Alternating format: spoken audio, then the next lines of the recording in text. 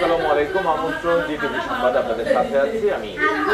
পদ্মা সেতু হয়ে ঢাকা খুলনা রুটে ভোর থেকে চালু হয়েছে নতুন ট্রেন জাহানাবাদ এক্সপ্রেস। খুলনা থেকে 553 জন যাত্রী নিয়ে ছেড়ে আসে ট্রেনটি।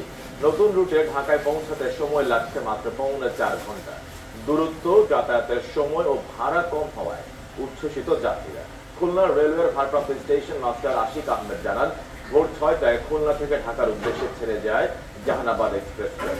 এটি আবার রাত 8টায় ঢাকা থেকে ছেড়ে রাত 11টা 40 মিনিটে খুলনায় পৌঁছানোর কথা যাচ্ছে। সোমবার ছাড়া সপ্তাহের বাকি 6 দিন ট্রেনটি চলাচল করবে। ট্রেনটি যাওয়া আসার পথে যশোরের নওয়াপাড়া, সিঙ্গিয়া জংশন, নড়াইল, লোহাগড়া, কাশিয়ানী জংশন ও ভাঙ্গা জংশন স্টেশনে যাত্রা বিরতি করবে।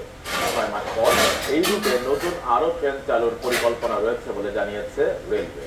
এজন্য বিদেশ থেকে ট্রেনের নতুন ইঞ্জিন ও বগি আনা হচ্ছে।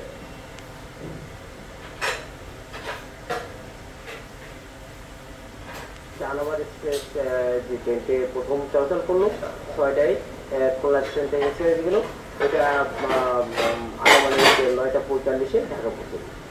আজকে প্রথম দিনে আমাদের টিকিট চলছে খুলনা থেকে বিভিন্ন রুটে 553টি, যেটা রেশিও হিসেব করলো 70% তারাই। আজ